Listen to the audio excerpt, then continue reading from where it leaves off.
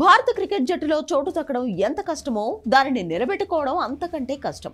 ఎప్పటికప్పుడు ఫామ్ కొనసాగిస్తేనే జట్టులో ఉంటారు, లేకుంటే వేట పడుతుంది. కేవలం ఆట ఒక్కటే సరిపోదు, ఫిట్నెస్ క్రమశిక్షణ కూడా ఉంటేనే కెరీర్లో ముందుకు వెళ్ళగలుగుతారు. ఈ విషయంలో శ్రేయస్ అయ్యర్ కు బ్యాడ్ టైం నడుస్తోంది. ఒకప్పుడు మిడిల్ ఆర్డర్లో కీలక ఆటగాడిగా పేరు తెచ్చుకున్న అయ్యర్ గత ఏడాది చివరి నుంచి గాడి తెప్పాడు. ఫామ్ కోల్పోవడమే కాదు, సెంట్రల్ కాంట్రాక్ట్ ను చేజార్చుకున్నాడు. ఐపీఎల్లో కోల్కతా నైట్ రైడర్స్ ను ఛాంపియన్ గా నిలిపిన అంతర్జాతీయ స్థాయిలో మాత్రం ఫ్లాప్ షో కనబరుస్తున్నాడు. తాజాగా దులీప్ ట్రోఫీ ఆడుతున్న అతనికి సెంట్రల్ కాంట్రాక్ట్ తో పాటుగా జట్టులో చోటు దక్కుతుందని అంతా అనుకున్నారు. అయితే సెలెక్టర్లు మాత్రం అయ్యర్ ని పట్టించుకోలేదు. ఇటీవలే ముగిసిన బుచ్చిబాబు ట్రోఫీలో ప్రస్తుత దులీప్ ట్రోఫీలోనూ స్థాయికి తగినట్లు ఆడలేకపోవడమే దీనికి కారణంగా కనిపిస్తోంది. అదే సమయంలో సర్ఫరాజ్ ఖాన్, కేఎల్ రాహుల్ నుంచి గట్టి పోటీ ఎదురు కావడంతో శ్రేయస్ కు అవకాశమే లేకుండా పోయింది. అయ్యర్ మళ్లీ రీఎంట్రీ ఇవ్వాలంటే దేశవాళీ క్రికెట్ లో అద్భుతంగా రాణించాల్సిందే.